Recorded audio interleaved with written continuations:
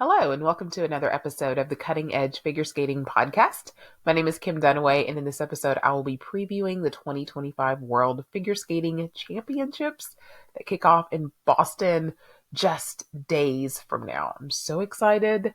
I will be there covering the event on Friday and Saturday. I'm so bummed I won't be there all week like I had originally envisioned, but through some poor personal choices of my own, opted not to ask off at work, which I now deeply regret, but I will be there for all of the events except pairs. I'm so sad that I won't be able to make any of pairs. I'll be watching the pairs final from the airport in Nashville, and I'll probably be just my luck that as the last group is ready to go on, my flight will be lifting off and I'll have to find out the results 2.5 hours later. But it is what it is. All right, I digress. Let's look at the schedule for this coming week. Championships officially will kick off on Wednesday at noon with the ladies' short program. They will be doing a tribute for the victims, those lives that were lost on Flight 5342 at 6:15 before the pairs short program that evening. On Thursday, we will have the men's short program and then the pairs free skate. On Friday will be the rhythm dance and the women's free skate. And then on Saturday will be the free dance and the men's free skates that evening. And then on Sunday, they will be doing exhibitions. Maxim Naumov just announced on his Instagram yesterday that he will be performing at the Worlds exhibition, which is really cool.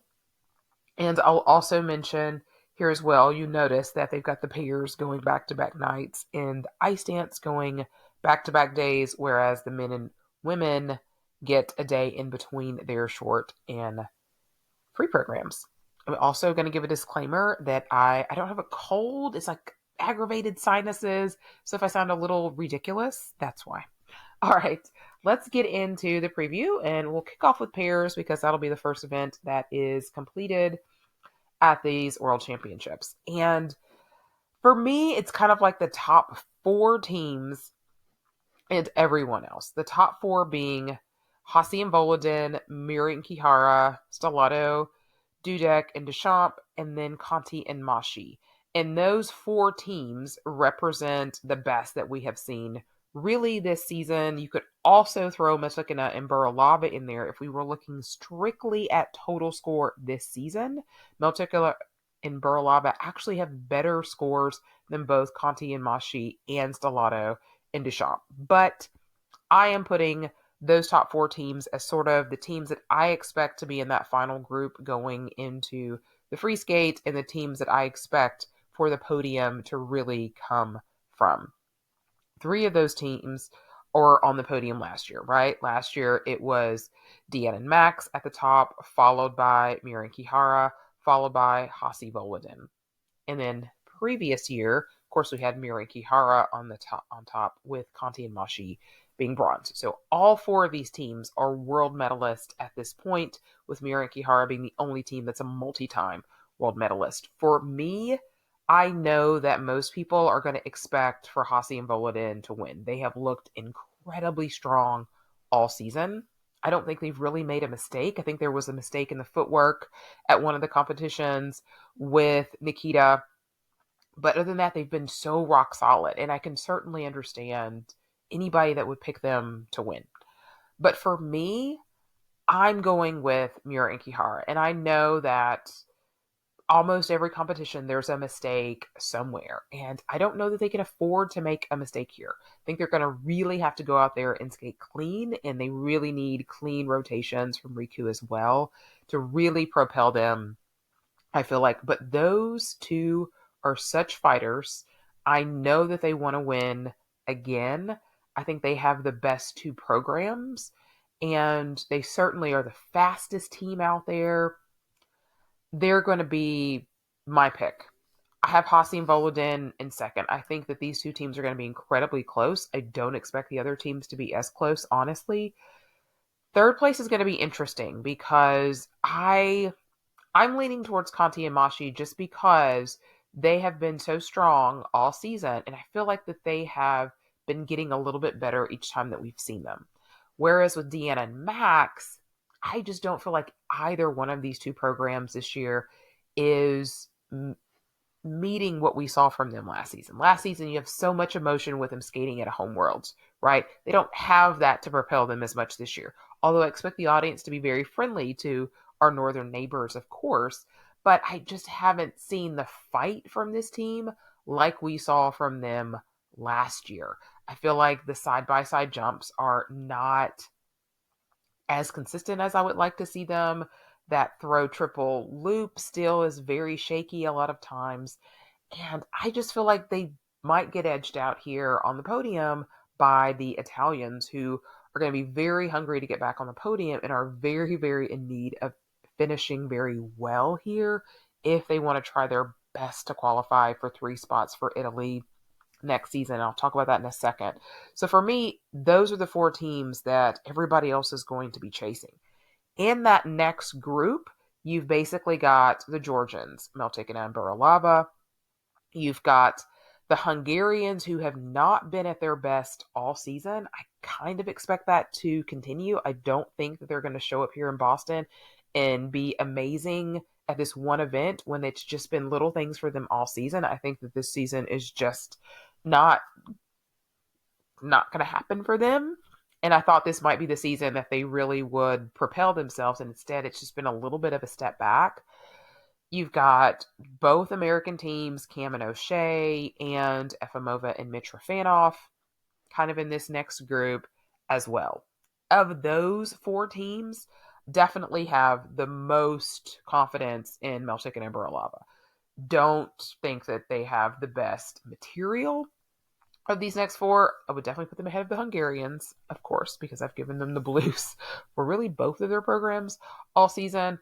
But Meltikina and Buralava have really, they had, some issues here and there at Skate America. Since then, they've been really strong.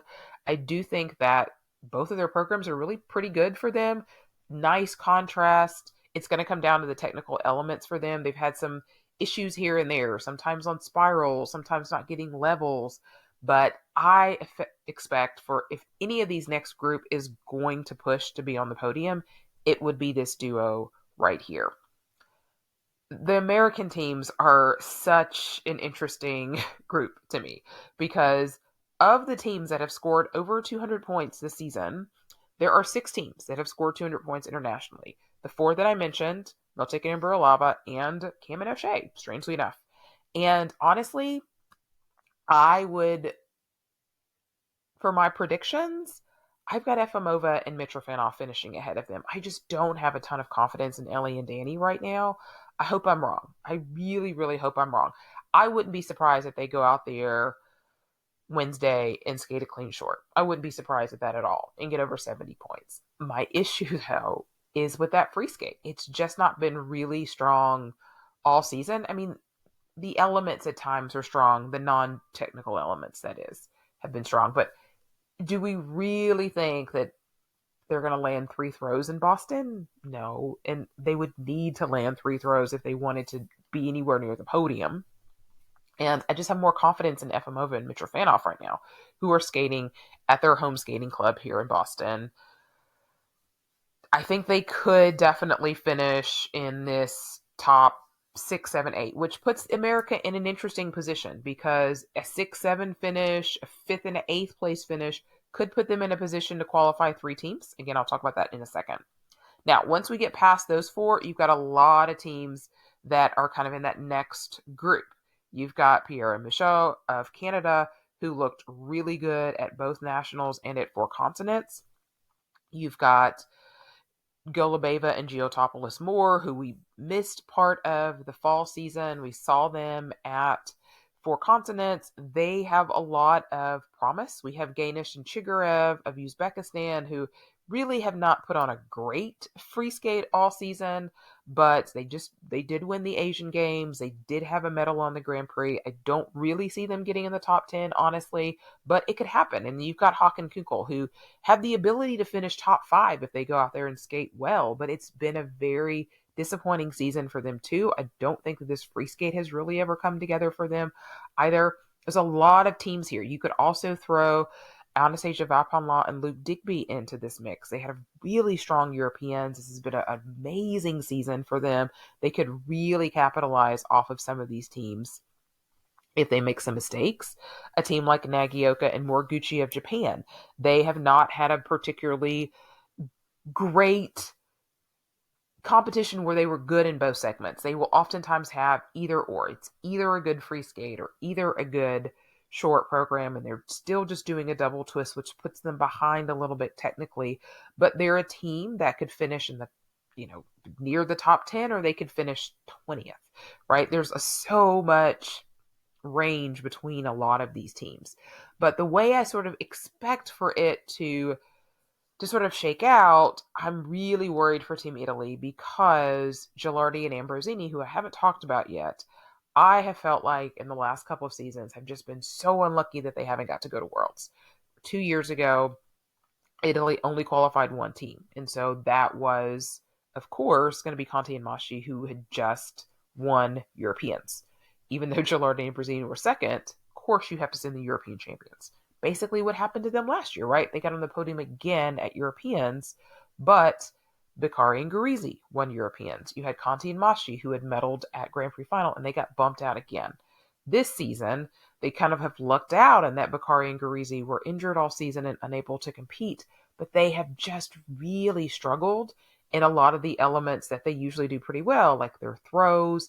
They already struggle so much on the side-by-side jump elements that everything else really has to be clean, and it hasn't. I hope that this is their best competition of the season. They have saved their best for now because we really, really need them to finish with high enough placements so that Italy can send 3 teams, which means if Conti and Masci finish 4th, they would need to finish 9th. If Conti and Masci finish 3rd, like I'm predicting, they would need to finish 10th, which they can do, but they've got to skate better than what they have because some of these other teams behind them, like Chestinina and Rosiak, Danilova and Seba, like these are teams that should not beat them, but they can if they skate well, and Gilardi and Ambrosini just kind of fall apart like we've seen them do a little bit at times this season. So those are some interesting storylines that we're sort of looking at. That, how do the Americans do? Does the home field help them? Does it put more pressure on them?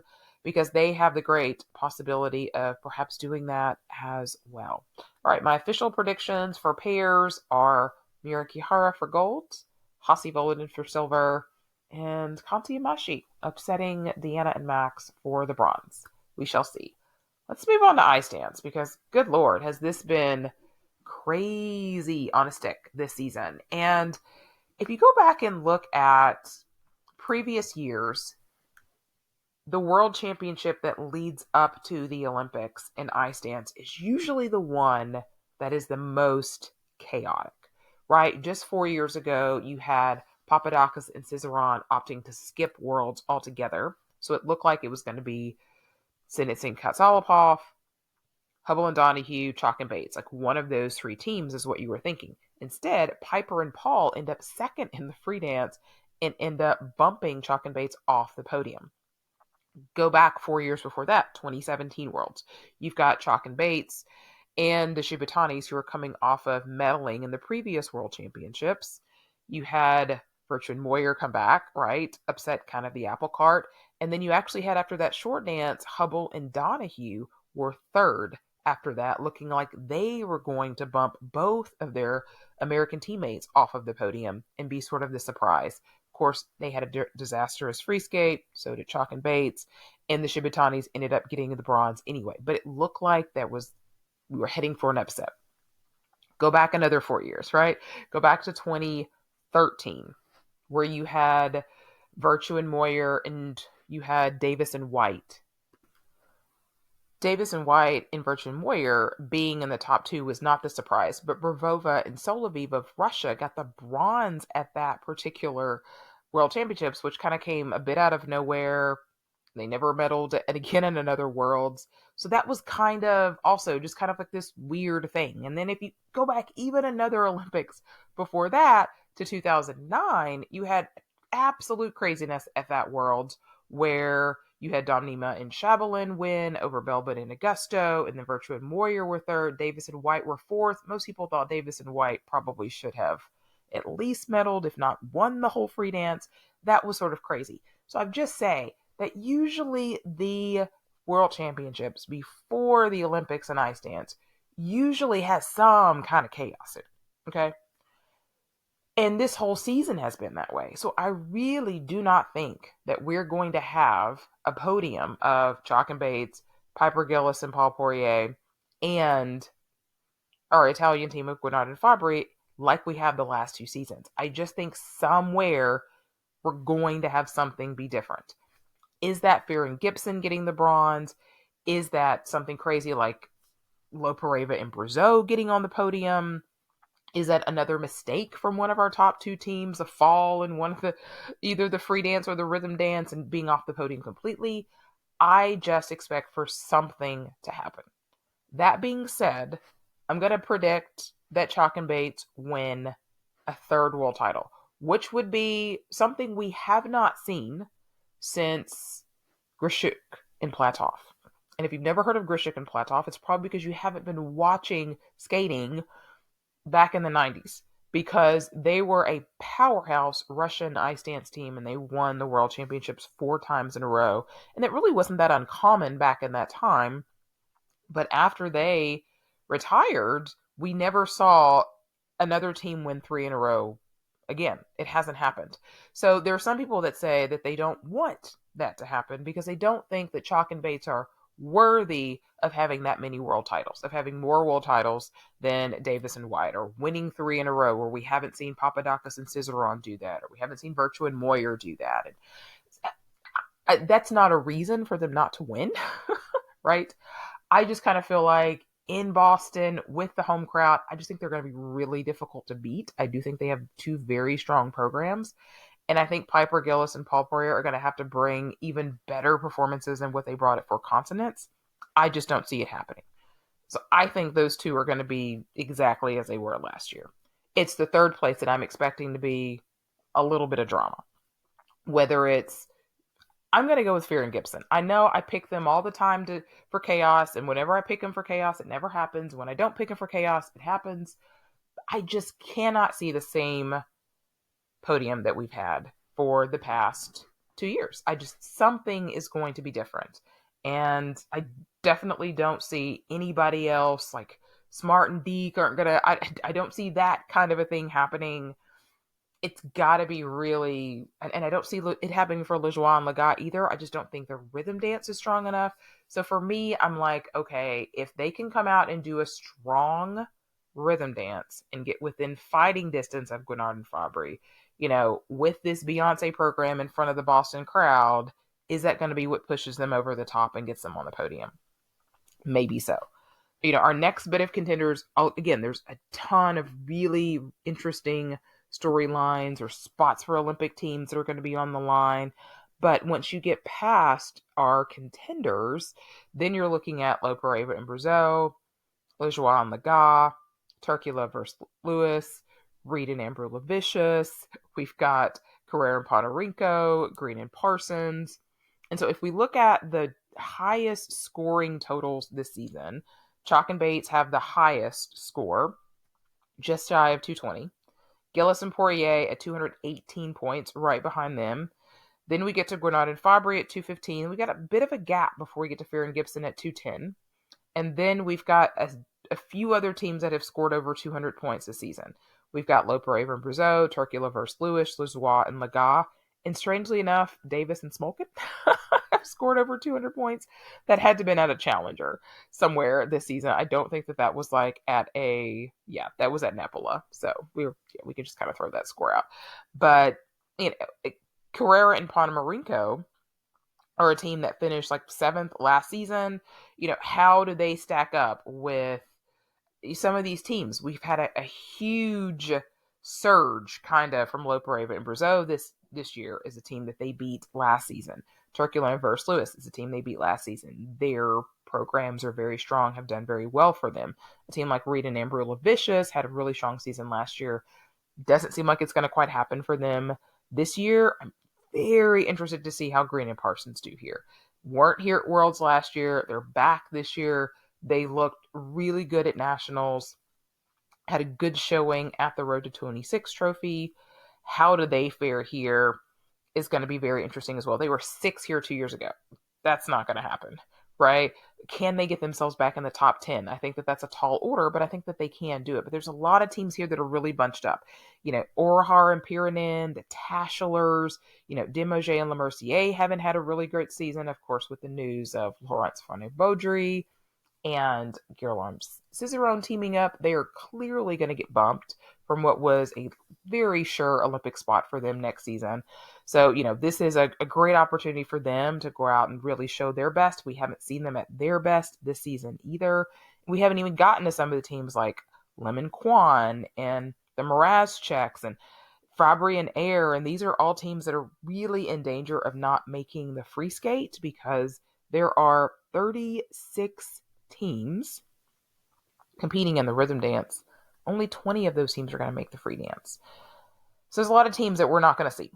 And there's going to be a lot of really good dances. And so once we get to like those, 13 to 20 spots, those are going to be like who got a level 2 on a pattern step and who got a level 1 on a pattern step, who messed up a twizzle. Like all of those little things are going to be the difference in like them making the free dance or not.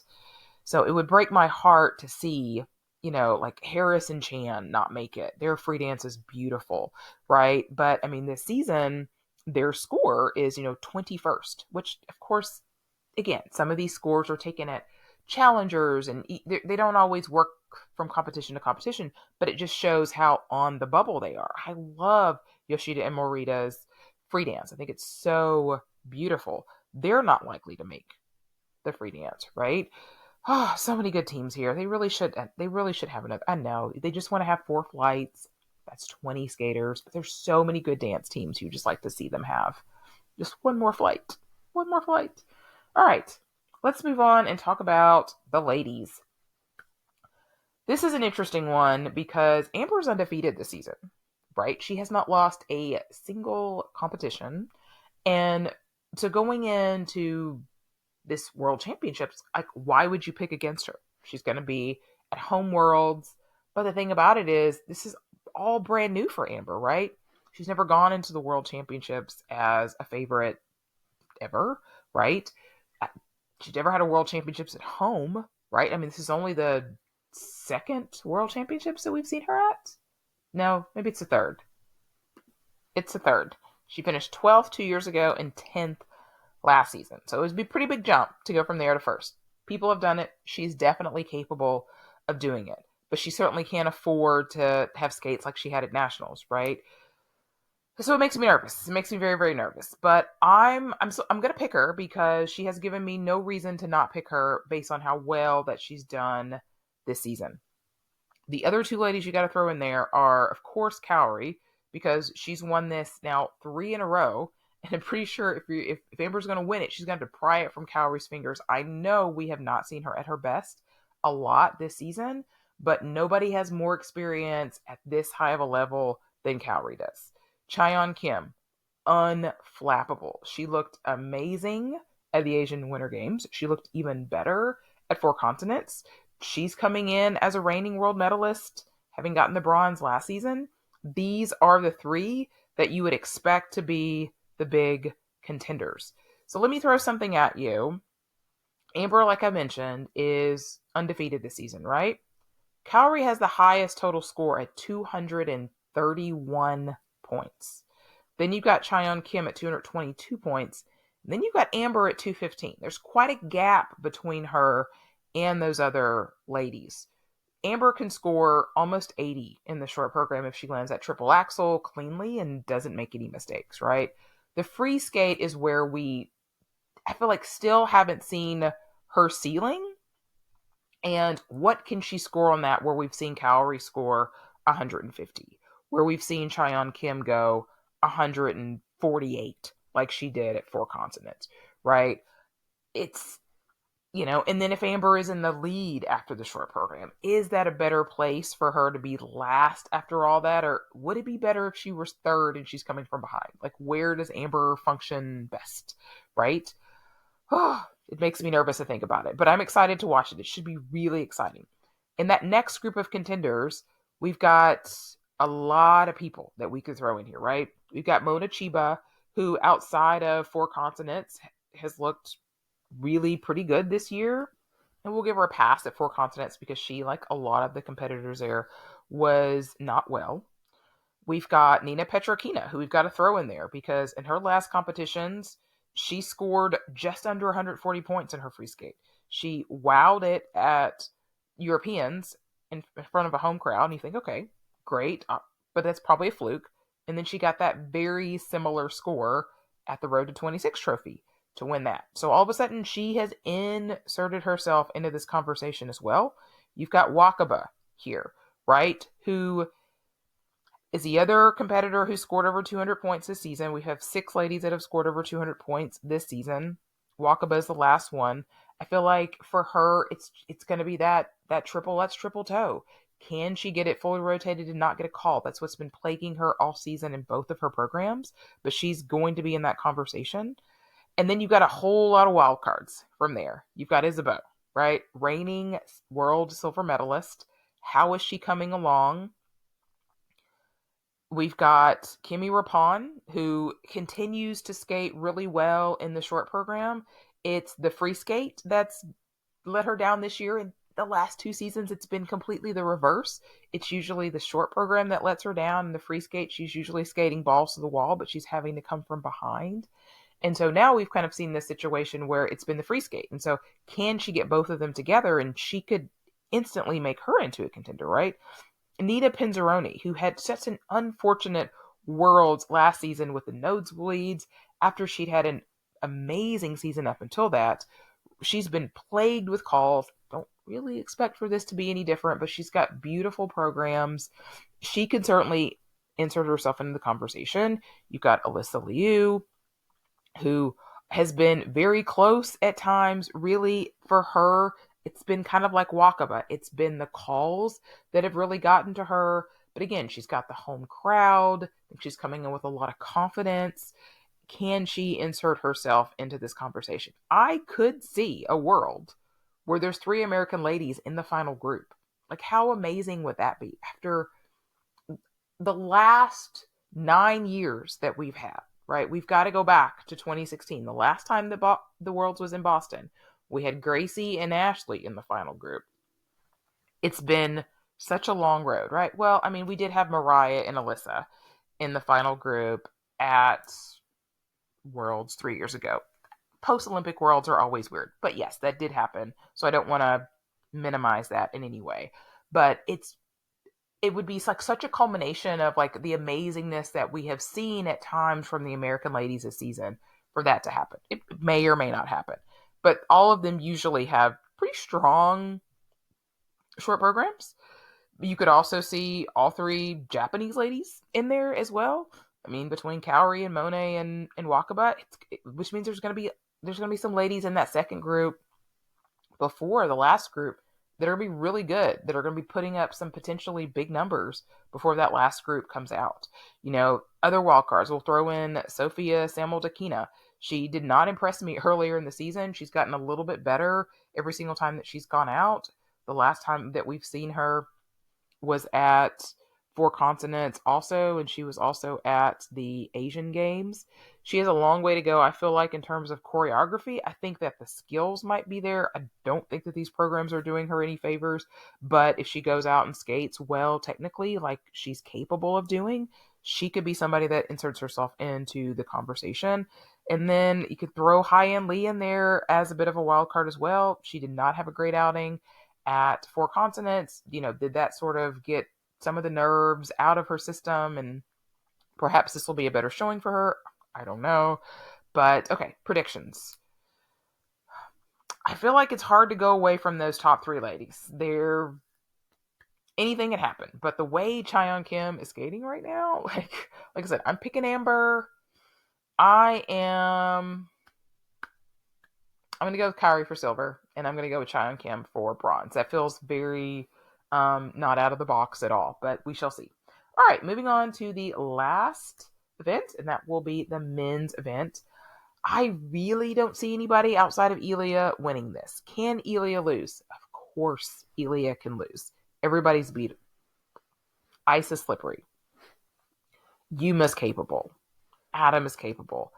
And Ilya is basically confirmed that he's going to be going for the 7 quads yet again, which means that we're probably not going to get his best choreography. His quad loop, per his press call a few days ago, is still kind of iffy, and he's definitely disappointed that he hasn't landed one in competition this year. So he's determined to do it.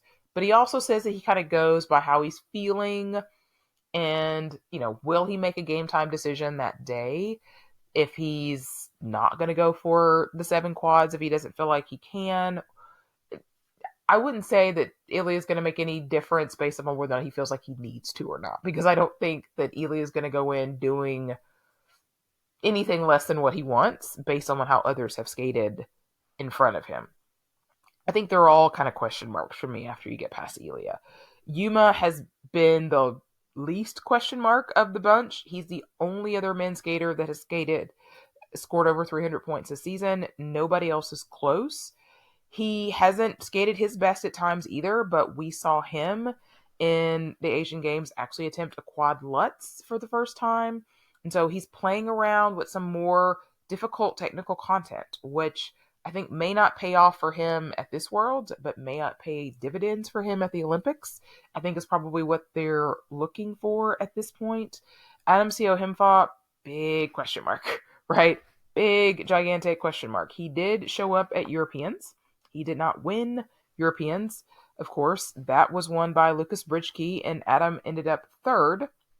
I think that we're likely to see him better than what we saw him at Europeans. He actually had less tech content there as well. So it'll be interesting when we get some practice footage, which they will be doing. Yay. If you've got Peacock, they'll have practice cam up and see exactly what he's going to be planning. Is he going to be doing quad lutzes here? Is he going to be sticking with quad toes? Adam doesn't need to do quad lutzes to get on the podium. He needs to do quad lutzes if he's trying to win, but I want Adam to be healthy. Like, more importantly than anything, like, be healthy. You've got an Olympics 11 months from now. Like, please take care of yourself, Adam. Those are going to be your contenders, most likely for the podium. Like I said, I don't feel confident with Adam at all. And after we get past Adam, if I can talk, we've got Mikhail Shadorov, who's coming off of a big win for continents. He was bronze at Asian Games. And then you've got Junhwa Cha, who to me is like maybe the most wild card out of any of them. Junhwa could come out, skate balls to the wall in both programs, and end up second, right? He's got very strong programs. He's got beautiful musicality and artistry, but the quads have been very iffy for him. And, are we going to see the Junhwa we saw 2 years ago? Are we going to see the Junhwa we saw last year? Are we going to get some kind of combination of them both? I don't know. It's a question mark. I have a little bit more confidence in Mikhail's technical ability, but Junhwa, of course, has so much more to offer artistically, right? There's no bigger question mark than Kevin Amos. Kevin has never been on a world podium. He has all the goods to do it in the world. We never know what we're going to get with Kevin, right? Europeans, it was a disaster. Grand Prix final, it was a disaster. Road to 26 trophy that nobody sees. He's beautiful, apparently. So I don't know what we're going to get out of Kevin. And then you got Lucas, who was injured, last summer. He was coming back from energy, didn't have a great fall, had an amazing Europeans, right? Could he use this to propel him to get in that final group and maybe get on the podium? We've got Jason Brown, who has been in the top 6 the last couple of years. He's here basically to make sure that they get 3 Olympic spots, right?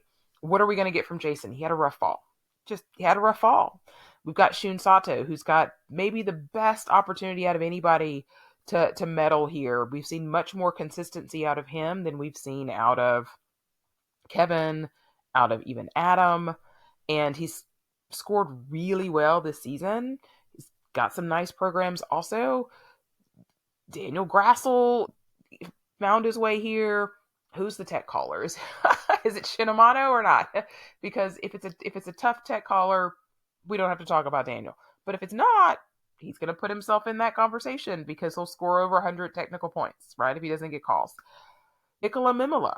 I would not have put him in the conversation a few months ago, but he's had 2 really good competitions in a row. He could put himself in that conversation. And then, of course, you definitely want to see Denis Vasilyev skate well. You want to see Andrew Torgashev skate well. Oh my goodness, so many. One Canadian man that's there. Can Roman get in the top 10 and get 2 spots back from Canada? I don't think likely. I would be shocked at this point. I would be shocked if that happened. So, predictions for the men. Like I said, Ilya, I think, wins at home. He's the rock star right now. I think he'll put on a show. Second, I'm going to go with Yuma. Just gives me a little bit of pause just because of some of the tech content and what does that look like? I don't really feel comfortable with Adam. I definitely wouldn't put any money on Kevin. Do we end up with some kind of podium like Ilya, Mikhail Shadorov, and Shun Sato? Like, how much minning do you think we're going to see at this event? I don't think we're going to see anything quite like Adam did last year when he went from like 20 something to third. I don't think we're going to have that. But I think we're going to have some movement for sure. But just to just so I can be wrong, Ilya 1, Yuma 2. I'm going to say Junwan gets it together and gets third. I don't see, yeah. Why not? Why not? We'll go with that. All right. So, like I mentioned before, there's, these little storylines that go with each and every country in an Olympic season to determine Olympic spots, right? So in pairs, you're really going to be looking at Italy and the US at being those potential teams that could qualify. 3 pairs that only currently have 2. I think a lot of the teams that currently have 2 should be in good shape. Japan will be fine. And I think that mathematically there's no way that they can't qualify 28 points to get that unless Miura and Kihara just had a total disaster. But I think it's going to be tough for Italy. Again, they really, really need Gilardi and Ambrosini to bring their absolute best. In ice dance, you're going to be looking at the Tasslers and the Morascheks. They made it very, very, very scary last year when they had an error. They need to finish, 13th and 15th, 10th and, something along those lines that equal 28 so that they can maintain those 2 spots. It would be devastating for only one of them to make it to the Olympics. That's what I'm looking at in ice dance. I'm not really worried about the US, if you had some kind of disaster with Chalk and Bates, and you had Christina Anthony finish, 10th and Chalk and Bates were 4th, that would be a disaster. Like that would, you could not have that, right? That cannot happen, but they should be in good shape, right? Canada between Lejoie and Lagan, Piper and Paul should be in good shape there. For the US women to maintain 3 spots, they need 2 of those ladies to finish with 13, right? If Amber wins or at least finishes on the podium, the other 2 ladies would need to be in the top 10, which I think they absolutely can and should be able to do. Team Japan, I think, should also be in pretty good shape between Wakaba and Mona and Kaori to be able to keep those 3 spots. I think that Korea, I expect almost no way that they'll keep 3 spots unless Hyein Lee skates a lot better than what we've seen from her. I also don't think that they need 3 spots right now. Well, then I don't know. I'm just thinking Jia Shin is moving up next year. So you would probably hate for them to lose a spot, honestly. But, you could have an Olympic team of Cheon Kim and Jia Shin. Like, that would be okay. Young Yu would be coming back next year. I have no idea what kind of shape she's in. And I don't even know how I feel about Hyein Lee right now. So I'm not overly concerned about them. And then for the men, I think you're primarily looking at Italy because they have so many good Italian men that Matteo Rizzo is not here, right? It's going to be in their home country for the Olympics. You would like for them to have as many spots as possible. So you would need Nikolai and Daniel to finish 6th and 7th. And boy, that feels like a tall order, I don't know. That's going to be really, really hard. 5th and 8th, 4th and 9th. 4th seems very high for either of those 2 guys. That's going to be a tough, tall order. And then for Lori Naki Gutmann, can she get in the top 10 to qualify 2 spots for Italian women? I think that's a tough go too. Now, if she skates like she skated at the Finlandia Trophy, then yeah, they'd be fine. But It's tough. Although she skated well at Europeans, she was in the top 6. So that'll be an interesting one too to watch. So those are just some extra storylines to sort of look for while we're there. If you're going to Boston for any event, please let me know what your experience is. It's always different for the fans versus me in the media, and especially for the couple first days that I'm not going to be there on Wednesday and Thursday. Please let me know what your experiences are. I'm hoping we have really amazing full crowds and great energy for this. And I prioritize getting to Worlds because I know that I can go to Nationals every year, right? It's going to be somewhere in the 48 states. Whereas Worlds is something that doesn't come to the US nearly as often. So I'm excited to be there. Wish I could be there all week, but I'm excited to be there for the couple days that I am. You can find me on all the socials. I'll be very active on X and Blue Sky and Instagram, posting photos from backstage as well. So make sure you follow me on all of those platforms at iSkate Podcast on all of those platforms. If you are a watcher on YouTube, please subscribe to the channel on YouTube. That helps me. And of course, if you've been anywhere in the vicinity of social media in the past month, you know that there's been a lot of turmoil with a certain skating channel. And so I'll certainly would love any reviews or recommendations from you listeners to other people to help other people find the podcast and know that there are alternatives out there. All right. You can also send me a line at thecuttingedgepod@gmail.com. All right. I have rambled on enough. I hope you all have a great rest of your week. Enjoy some skating, and I can't wait to be back and recap it all a week from now.